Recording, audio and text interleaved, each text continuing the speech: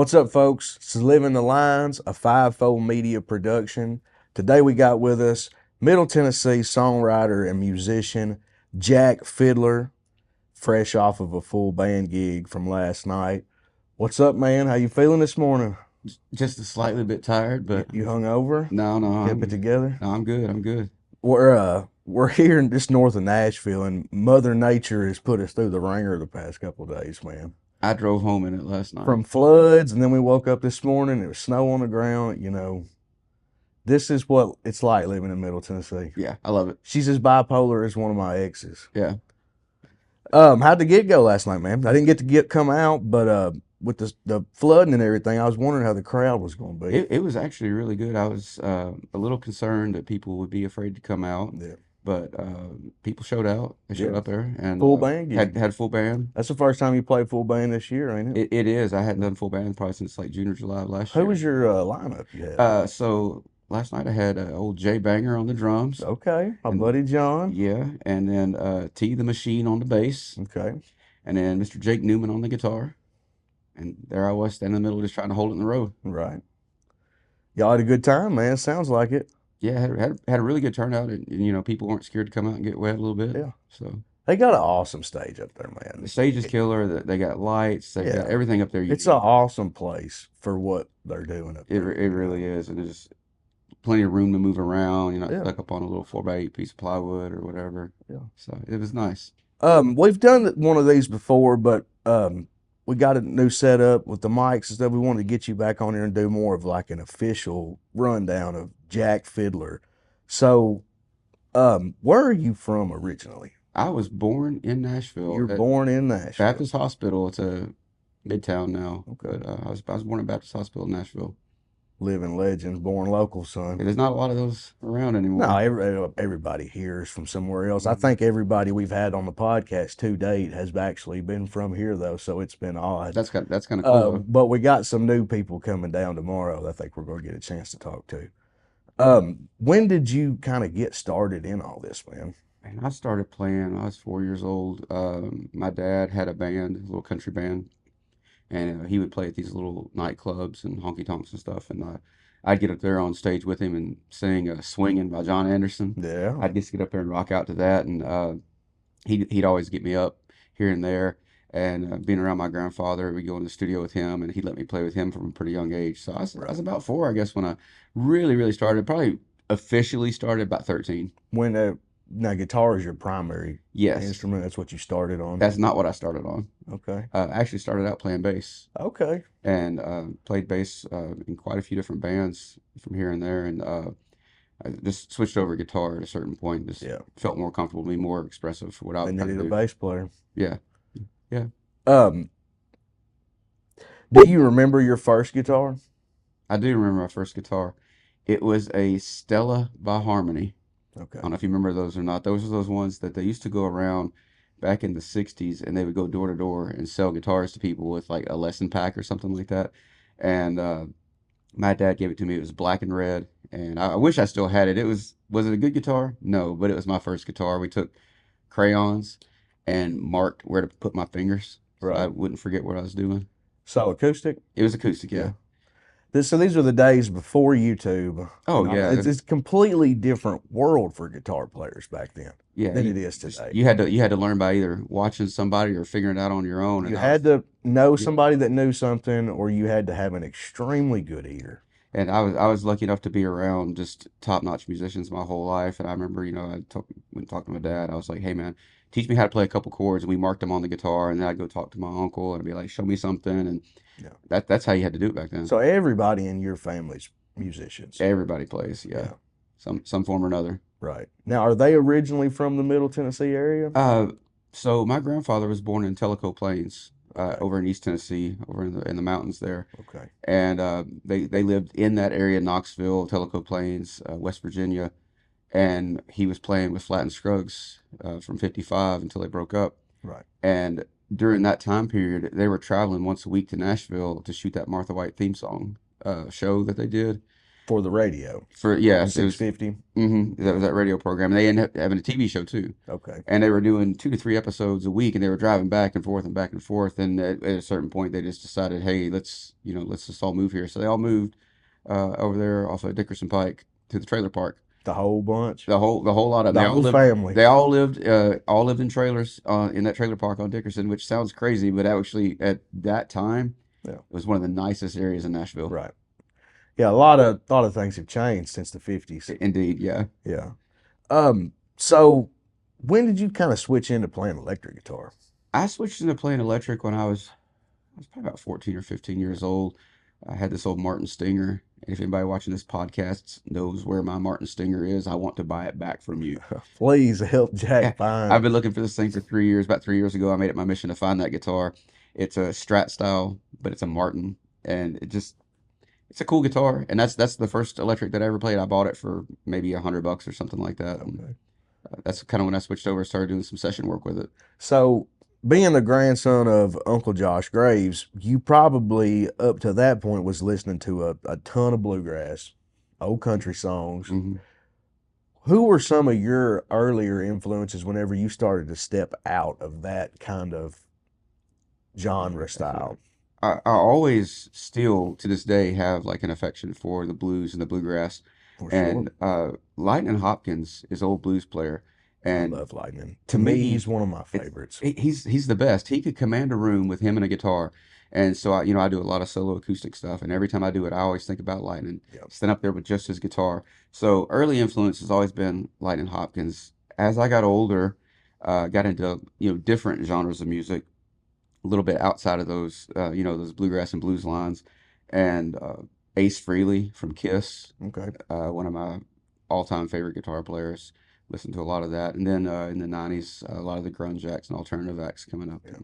Yeah, the 90s would have been, because until that point, most of the 80s, a lot of those old blues stuff had been buried. The Southern rock was dead, blues rock was dead. It was disco and more synthesizer inspired music. And, Tom Petty Mhm. was doing, I mean, there are some outliers. You got the Ozzy thing, stuff like that.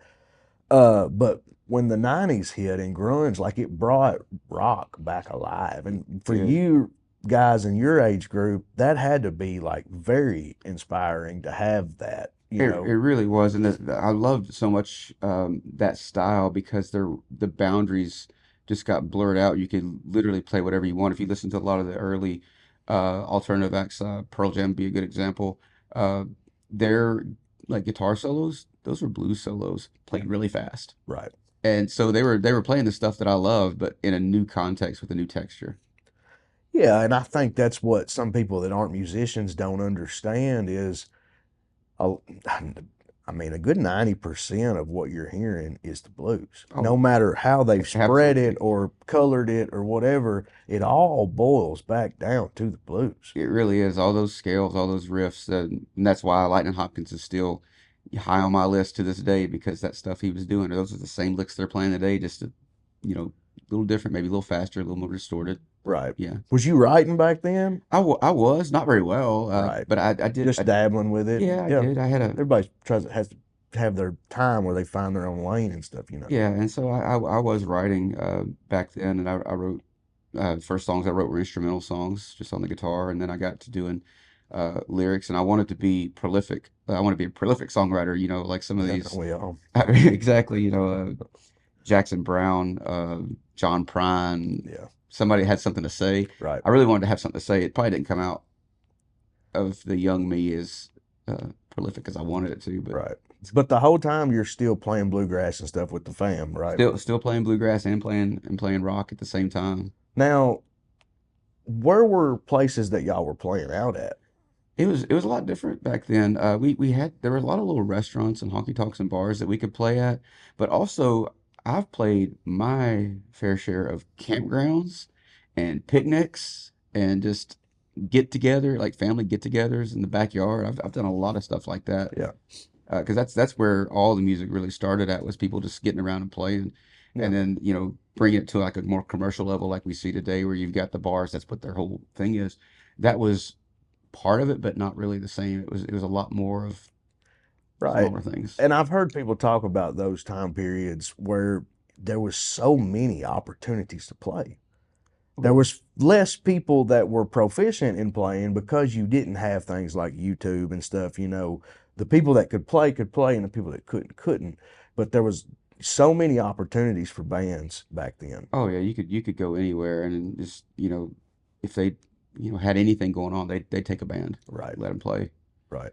What was kind of the alternative rock scene in this area then? It was rather light Yeah, compared to, if you talk about, Seattle's like the birthplace of it. Here in the Nashville area, you had a couple of places that really embraced that, and everywhere else, if you went in there and did that, it was kind of looked right, oddly, because it wasn't the scene here because it was country music right. then, still very strong. But a lot of the people that you grew up around and went to high school in that time period and stuff with, would they have been into that stuff, or would that have been more people more listening to country music since we're so close to Nashville? It really swept this area as far as the listening part, with the alternative and the rock, that it really really took off, and all the people that I went to school with, they were Right. all into it, and a lot of the shows that I got to play back then were at these just like small little get-togethers, and you just get a couple bands in there, and they just Yeah. share the bill. And Yeah, there's not a lot of younger people putting bands together anymore. no, it's Y'all might have been one of the last, age groups that actually got to experience that. Yeah, and I think it's kind of sad that people don't get to experience it because there's a lot of fun things that come with having a band. There's On the flip side, there's some other parts. I've been in bands before where fist fights have broken out amongst members because of a disagreement over Right. who knows what. I hit the cymbal here instead of there, or what. Yeah. Yeah, being in a band, it can be some of the best bands just can't keep it together. Yeah, You know, you you're got that Guns close. N' Roses, they had what, two albums? Hmm. They're still getting billions. They're still a commercially viable band today off of those two albums, and they can't get it. They're probably doing some touring and stuff now, I've heard, Yeah, but it's it's just not. They you missed that whole time period. when you sit that close with a group of people for that long, Yeah, conflict can arise, and it's either going to be conflict with, personal things, but more often it's like the creative side right, of writing. And it's almost to be expected to have a little conflict. If you're not having some conflict, you're probably not doing it right. right, But if you get too much, then you end up with that right there where you just can't keep it together no matter how great, the music is itself. right. Outside of that, they can't And hold it. money and fame, it blows it all. It does. I heard about the Allman Brothers, and they were literally blood brothers. They made a pact a long time ago, lived together, breathed together, and they're all going to be buried in the same cemetery. However many of them's left, not many at this point. But they really done that. And even when they all fell apart and weren't getting along, they still in their soul had that mentality. But it was the money. And I read in Greg Allman's book, he talks about when the money hit, then everybody had the time and the funds to go chase what they were passionate about, Mhm. outside of that. And it kind of just dispersed everybody in different directions. Yeah, and it's not a bad thing because people always have things that they want, things they desire, and when they have the means and the capabilities to make that Right. happen, you can't blame them for wanting to do that. Right. There's just something very inspiring to me to think about young people with nothing just going for it. And that's what a lot of those bands were back then. And then they reached a certain level and it's like, well, we're not kids anymore, Right. Some of the best bands, man, they don't, their string is 4 or 5 years long. Even the Beatles. Hmm. The Beatles changed everything for everybody when they played on the Ed Sullivan Show, and they had like a 5 year run. Yeah. It's not a built to last kind of formula. It's really not. But I mean, trying to think of a band that has kind of stood the test of time. But one of the newer bands that's out right now, somebody was asking me like, "Oh, why aren't the Red Clay Strays the biggest thing in the world?" And I'm like, "Really? That's the worst thing. If you enjoy the music, like I want them guys to get paid and have Yeah. a career, but you need that slow, gradual climb, or else it just all implodes. It seems like." Yeah, I want to stay in the middle. I want to stay right in the middle. That Right? way, I don't want to be at the bottom, but I don't want to be at the top. I want to Yeah. be right in the middle there. Um, Obscurity, but still have the ability to create and stuff is Hmm. the have a draw, Right, have the ability to stay creative, do what I want to do without being pressured right, by anybody. And right. so I think if right in the middle is right where you want to be at. Do you remember like there being a point to where you're like, this is what I'm going to do? Yeah, I Or is do. it always just kind of where your family's been? It's just always that's what it is. I remember that, at one point I was like, okay, I'm going to get a job. I want to do this. And then at a certain point, it's like, you know what? I like doing this better. And Right. it's ever since then, probably 17 or 18 years old, it's all I've ever wanted to do. Is play some music, get up there Yeah. and sing and entertain. Yeah. And It gets in your blood, man, and you kind of can't shake it. Being a creative person myself, sometimes I find that it's kind of as much of a burden as it is a blessing. Do you find yourself at times throughout all this kind of wishing you could just lay it down? there have been a few times that I've stepped away and taken a little break because I was like, okay, this is too much. This is too much pressure to do, because people are always like, when's your new stuff coming out? I'm like, I just released the last thing. Right. Uh, and I'll step back, but no matter what, I'm always drawn back into it. So it never seems to last. Yeah, that's kind of one of the downfalls with the streaming platforms and stuff now because people don't understand. Before about 1996 or so, labels would release 5 albums a year. Hmm. If Bruce Springsteen put out an album, if you're his fan, you lived with that album for 2 years Absolutely. before you got anything else.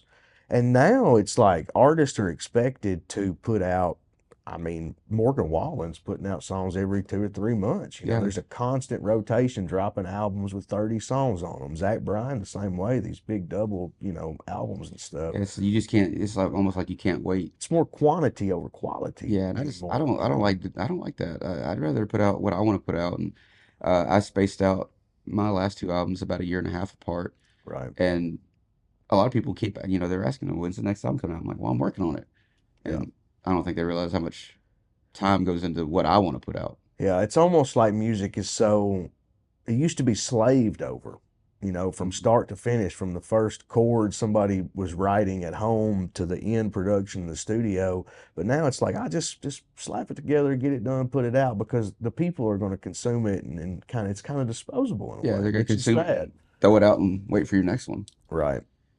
You don't particularly stay in any sort of genre lines. No, I You don't. have songs like Ghost Pains, which is another song that you worked with 5 Media to kind of bring to life visually. That song is kind of more sonically reminiscent of something like a Wayfaring Stranger or the folk side of things. But then the last song that you've done a video for over here at 5 Studios was Choices, and that's more reminiscent of the Seattle type Mhm. sounds. Do Yeah, you have a way that you describe your sound to people? I like to say that I am in the Americana vein, Right, and the reason I like to say that is people that are Americana can do country, blues, bluegrass, rock, and kind of fuse it together, and no one questions it. right, If I were to say I'm a rock artist, or if I say I'm a country artist, then I were to come out with something outside of that box, a lot of people would question, are you really that? I'm like, "No, I'm just a musician. I'm an right. artist, and I'm creative, and I want to do what I want to do." And so I like to say Americana if somebody asks, that way I can do what I want. Right, for sure. Yeah, genres just kind of tie you in such a thing, and nowadays it's like who knows what anything is really. You got so many different artists doing so many different types of things. Yeah. Um, how you were talking about the choices video being your biggest video to Hmm. date. What is the numbers on it? Yeah, it's over 19,000 Yeah, views on that right now. which is huge, man. It's insane. I did not I knew it was going to be cool because just the concept that we had and how the simplicity of we were talking about that before we started. The simplicity of the video is what makes the video cool to me. Right. And I was expecting to get, a couple thousand streams because, when I just released a song day one, we had a couple hundred streams. Hmm. So I was looking for something similar and it shot up so Yeah. fast. It's hard to break that barrier, but it's like once the tap is opened, things kind of flow. Hmm. If you can ever just get you know, that thing to flow. Just got to get it started, and then everything that gets put out after that, people will watch it and look at it because of the last one. Right. You just can't wait too long. Yeah. What do you got coming up, man? You got Well, music that you're planning to put out, or you got some shows on the books? a little bit of everything. I've got another album that I'm working on because when I did the last album, when I did Darkness, the rock album, I had some songs on there that I was going to put, and they didn't quite fit in that box of what I was trying to do. Right. They're still mostly recorded. All of them are at like 90%.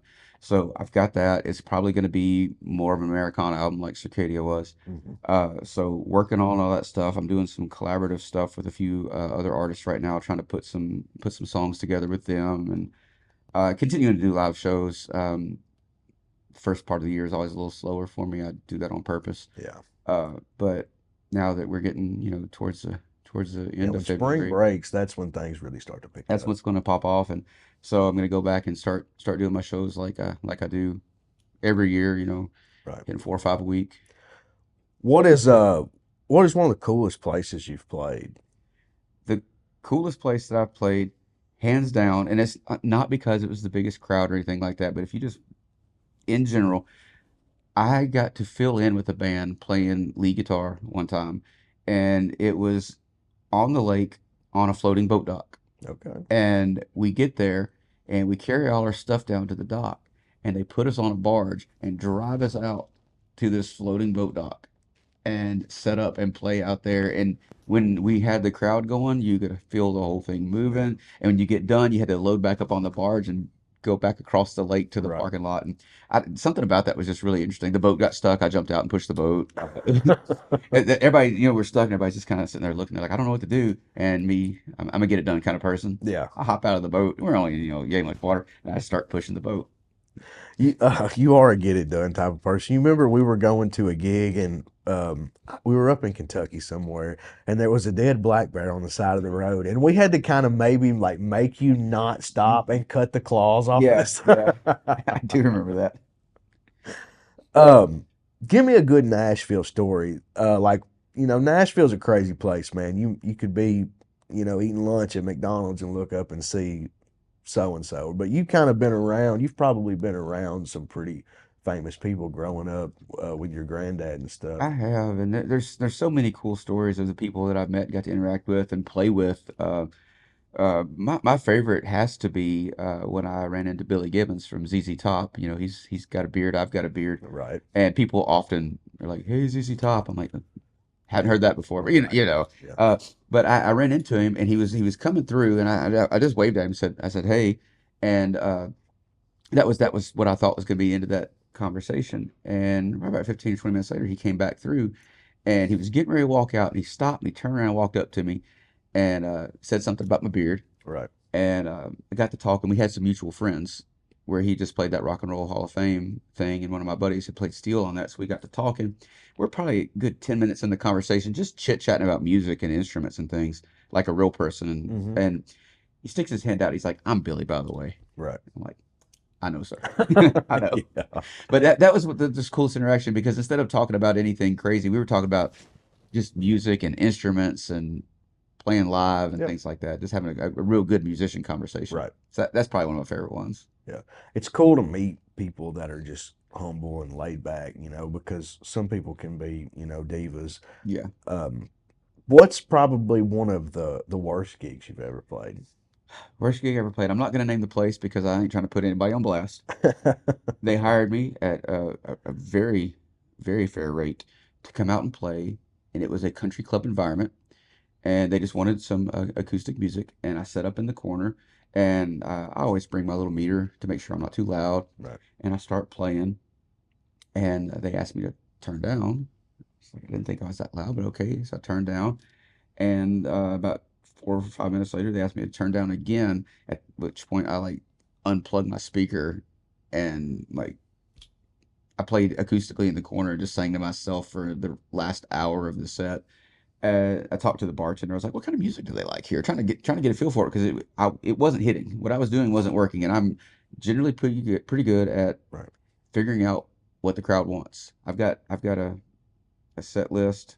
I've got song lists of all genres, so Yeah. I've got something for everybody. And that's one of your things, like where you've put in so much time. Me and Mike always tell people you're one of the hardest working musicians we know because you'll play, 300 gigs a year. Yeah, yeah. And that's like when you've done that many times, like you've played so many live gigs that a bar owner telling you how to do what you do, like I know what I'm doing, and I know how to entertain people and reach them, but it just wasn't working. It wasn't working at all, and I've never had that happen. That's the only time it's ever happened. And I asked the bartender, I said, "What do they like to listen to here?" And I was told they like jazz music. I was like, "Oh, well, if they didn't like jazz, what would be their second choice? Because I'm out." And she told me that they have this station that they play on the radio there. It's called rock jazz. I'm like, did anybody listen to me before they hired me? Because No, this is not me. I did not take another gig there. I thanked them, and they pay you. they paid me. They paid me You ever what been they promised. stiffed? Yes, I have, of course I have, but not very often because I'm pretty I hear adamant. people say it's not a matter of when you get fucked over in the music business. It's just if or when. It's When, not yeah, if, but when. I have been before, and those people will never see me again. Right, I'm not gonna hold on to it for, I don't want to hold on to it and make myself, bitter about it. So I'll just go on about my day. right, That's not the norm, of course, but right. it does happen. Um, I always tell people the worst gig I've ever heard of anybody ever playing is a friend of ours, Jared Hill. He got hired to play at a guy's graveside burial at probably 11 o'clock in the morning. And he shows up. Has to play, I think, Amazing Grace and Carry Me Home by Jamie Johnson. And it was $100 gig. He took the gig because he really needed the $100. And he shows up, just doesn't know the songs, half hungover. It's cold and rainy. He was late. Like they're waiting to put this Oh guy in the man, crowd. I can't even imagine trying to And do he's that. like trying to stumble through these songs. And finally, they're just like, that's okay. um, what was it like meeting Michael Cleveland? I know you Yeah, opened up for him. Did you get to spend any time with him? I did. I actually ran into him first up at the Bluegrass Hall of Fame. Uh, we got invited up there for they have that NPR concert thing they do to raise money Right. every year. And because the dobro of my grandfather's is in there, they called me up and said, "Hey, we got some tickets for you." So me and T went up there, and of course we got the full backstage and all that Yep. stuff. And I ran into him in back out back, and uh, what was funny is everybody they were going around the room introducing me, everybody shaking everybody's hand and telling who I was, and every person had a story about my grandfather they had to share with me before I could move on to the next person. Right.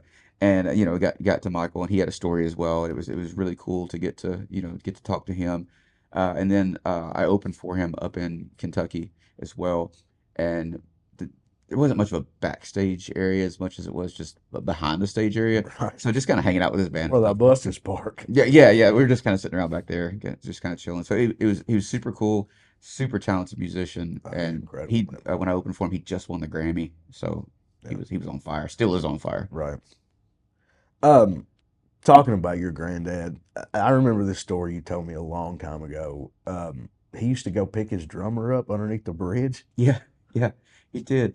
I remember the man's name was Bert, and he was homeless and one of the best drummers you ever heard of in your entire life. He could just jump in, and they would go grab him from wherever he was staying at.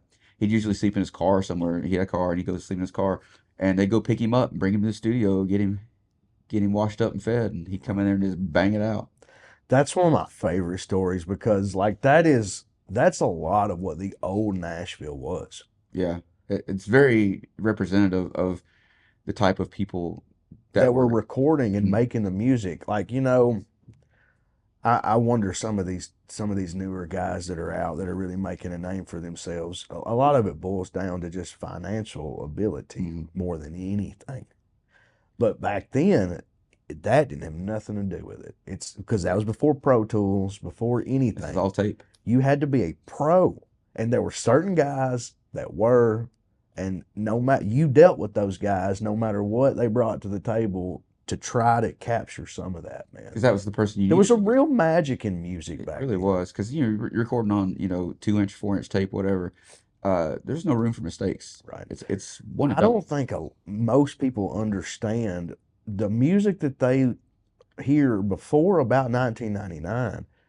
like you had to be really good and you had to be rehearsed and you had to go in there and like nail it because it was actually cutting and splicing tape together to try to do anything other than cut live. Yeah, yeah, because all the albums that I cut prior to that, we would go to the studio and they'd have the tape, and we would run one take. Right. And you could do one instrumental take and come back and put a vocal on top of it. That Yeah. was the one thing that we did have the ability to do, but the instrumentals, you had to play it all at once, Yeah. and so you just had to run through it. Yeah. And a lot of people, some of your favorite records were made on an 8 track. Yes. They had 8 inputs and that was it. And you take a vocal section that maybe dies out during the solo. Well, you would take that blank section of tape and you would put something on it, Oh yeah. you know. The first album that I really ever played on, we cut in the studio. It was on tape, and we ran it live all at once. No click. That click is something that's newer to me. Right. They didn't use it. You just knew what your timing was, and that's what time it was. You Right. played it in, and everybody just had to get in. I was listening to the producer that produced Pink Floyd. He was talking about money. It's got the whole thing in the beginning with the bankroll, and they actually had to cut that up. Like they would record dropping a sack of money on a hardwood floor, and then they would record that cashier ching, and then they would splice all that. And if you just took all that and just put it together. There's nothing. They had to make it musical. They Yeah. had to give it a rhythm. And they were talking about how hard it was in the studio because they made a loop out of it that Mhm. changed, and that's what was playing. And trying to find the timing on that and get the live vocals and the live. It's just To line that up is it's phenomenal. magical, Yeah, it really is because it would be hard to do that now with the stuff that we have right? even. So to do Uh, it on tape, man. who have you been listening to lately? Oh, well, Who do you jam out to when you're just leisurely? my number one guilty pleasure is Co Wetzel. I Right. love his take on Texas country music. We've seen him, and I didn't know a ton about his music.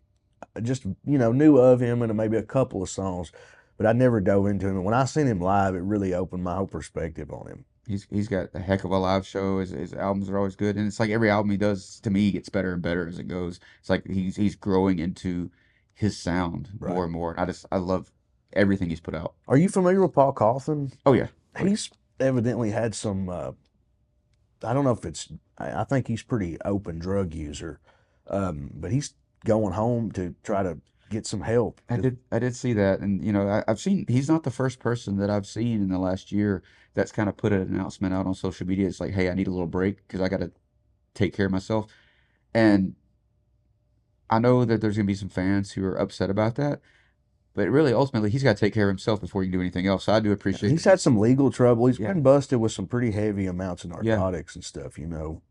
but Um, he's got to take care of himself first and foremost. Otherwise, right. he doesn't have anything. So I I'll tell you appreciate it. someone else who just come out and put out a statement like that's Coulter Wall. I saw that one He too. Yeah. canceled every bit of his shows and postponed them back until the fall, and Hmm. he clearly stated that it was for mental health Yeah. reasons. And I think that's a good thing because before a lot of us wouldn't talk about our Yeah. feelings at all, just bury them away. But in When order you're for a him to, musician, you're expected to like. It's not ditch digging. yeah, Go play. yeah, it's like But get up there and do your thing. people don't understand. You play for free. You get paid to travel. Yeah, And deal with everything that comes with that. And traveling's very hard on you. it, I'm a road dog. I love it, but it can be very hard on your body and your health and everything, man. absolutely. And so taking a little time for yourself is a good thing. Who are some of the writers you admire the most? The writers I really like are actually a lot of the ones who are singer-songwriters themselves, the ones that are putting their own stuff out. Of course, you can't talk about writers if you don't mention Dean Dillon because that dude's just a Right. beast. I watched his documentary on one of those streaming things, and to hear him talking about those songs that he wrote and how he got there, uh, definitely top tier. But as far as the other ones, it's going to be the people who are, putting their own material out and not using a writer and just Right. jamming their own stuff out. Kind of like John Prine did. He wrote his own songs and played his own songs. But Yeah. Um, what's your wildest tour lineup featuring yourself with either artists living or dead? If you could put the Jak Fiddler summer tour together with like, who would it anybody, be, man? it would be the weirdest. It'd be the weirdest thing you've ever Right. heard of. So just bear with me here. So it's gonna have to be. I'm gonna open it because the people I'm getting ready to name, That yeah. They're a bigger draw than I am. Yeah. I'm gonna open this thing up, and then I would like to have Zach Bryan come out and do a song with me at the end and go into his set. And after his set, gonna go into Co-Wetzel, and then for the grand finale, the original lineup of Kiss is gonna come out and just rock out for like 2 hours. And then everybody's gonna die and be buried in kiss coffins together. There we go. Yeah, but I know it's a little out there, but like I just think that would be a heck of a show and very entertaining. Yeah. What's your bucket list venue you'd like to play? Bucket list venue for If you could me, just snap your fingers today and be like, we're gonna Red go. Rocks. Yeah. Red Rocks for It's sure. probably mine too, man. Everybody says the Opry, and Opry's cool. Not trying to take away from it, but if you've seen any videos or anything Yeah. from Red Rocks, it's like okay, that's just a whole nother level. I almost dropped.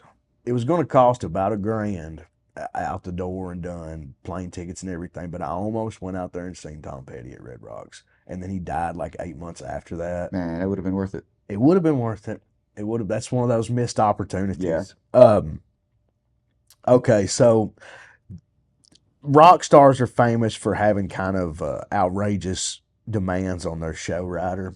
Van Yeah. Halen, they wanted M&Ms, but they didn't want any of the brown ones in there. Yeah, Browns are gross. A lot of other weird things. What is an outrageous thing you would put on your show rider? My show rider, the ones that I do now, I still put riders on there, but it's usually like, can you get me like a meal? But if I was able to just to make something up, just to be like super super weird, I would probably put like a certain number of like sugar-free drinks. Right. Like I need three zero sugar Dr. Peppers, two Diet Cokes, and if I get in there and it's not right, I'm gonna like flip I tables. want an 11 pack of Mick Ultra. Right. Yeah, you better take that 12 one out of there. Um, if you had to make a go of making music anywhere else than other around Nashville, where would you go? I'd go overseas, honestly. Okay. I get a lot of streams over there, Yeah, man. and so I feel like Hey, let me tell you I can something. get something. Don Williams was enormous in Australia.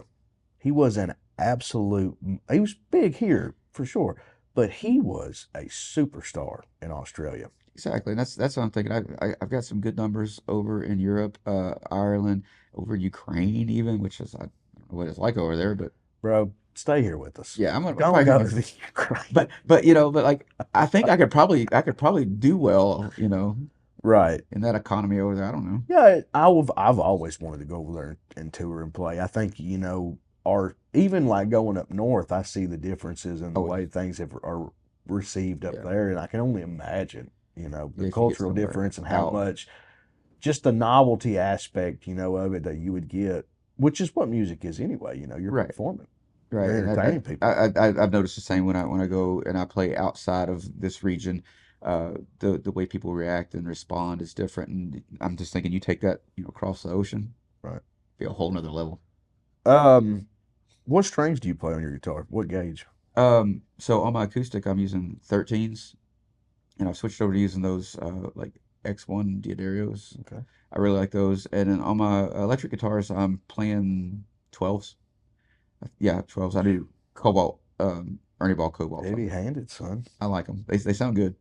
They ripped my wrist apart, man. Yeah, I used to play tens, yeah. and I don't know. Maybe I just try to do too many SRV bends, but tendonitis is a real Oh yeah, thing, man. that I just don't get. think nobody talks about that enough. Oh no, well last night Can rip your hands apart, man. my pointer finger got kind of locked up, and I Yeah. couldn't play guitar for a minute. I was just trying to bend it, so I just root noting on my guitar and letting the band carry on for a minute. I'm just like trying to. People don't realize, like, you're kind of an athlete at playing instruments. Your hand dexterity and stuff has to be. You have to kind of take care of yourself. Yeah.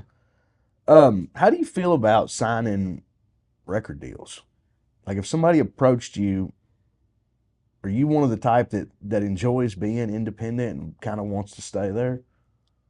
It would take a lot for me to sign one. And my blanket statement is you have to offer me something that I can't do for myself. Right. And I have an independent record label. I put my own stuff out. I Right. book all my own stuff. I have access to recording. So if that's what you're offering, I already have that. So I need something that I can't do for myself. And that's what if I would take one, if Yeah. it was something I couldn't do for myself. But otherwise, I'm good being independent. Yeah, it would have to be something maybe like tour support. or just a larger budget for That would, recording and stuff. yeah, something like that would be nice, but it would have to be something substantial. It wouldn't anything just like a little bit more than I got. I still would probably say no. Well, I just it's fun doing it yourself, and then when you do it yourself, you have it's full. rewarding Oh to be yeah, able to, make your own calls. yeah, and you have full creative control. Makes you wonder about some of these guys like Cole Wetzel and Paul Cawthon and Coulter Wall and stuff. I don't know about Cole these days, but I think the other two are mainly independent. But independent has a broad term. Yes. There are people that are truly independent, and then there are people that are independent that are they're delegating certain things out to other Yeah, and people, they've got some sort of backing, whether it be financial Right. or otherwise. But yeah, And so even a certain level of independent artist, you have responsibility to your crew and your band and your mhm, this and your that. There's a lot of pressure to stay on the road no matter what, to right. keep those wheels turning. Um, you want to play either Yeah. or you can offer up an alternative. Waffle House or Cracker Barrel. Can we do neither on that one? Oh, man, I where's the Jack Fiddler breakfast spot? uh I drink protein shakes for breakfast, man. Okay, Uh I don't like either one of those man, restaurants. It's not you're my. killing my heart. I'm sorry, buddy. I love them both. Yeah, I don't know. Protein shakes. Right. David Letterman or Jay Leno? Ooh. Let's go Letterman. Okay. MTV or VH1? I would have went Letterman too. Oh, okay. MT, or are you talking about like original MTV? Later on, VH1. Yeah. VH1 had the classics. Yeah, So, yeah, they switched over to showing what MTV used to show. right. So yeah, Fender or Gibson? Fender. I, I love them all. I love them Right. all, but yeah, At the end of the day, you're at the end of the day, Fender. my telly, man, Yeah. my telly. If you're going to the moon, you're taking the telly. That's right. That's right. Xbox or PlayStation? Nintendo 64, Right. GoldenEye, Uh, Mario Kart. I Perfect got you. Dark. I got you, man. Are you more into a movie guy or the series? Movies. I hate series. Okay. I like a movie because I can sit down and watch something all in one take and I'll be done with it and I can process it and go on. If I have to watch something now and then watch something later and later and later, I might not get done with it, Right. or I might not like the way the series ends. And I'll be bitter about watching 10 episodes that I hated the last one. So movies all the way. John Wayne or Clint Eastwood? Clint Eastwood, dude.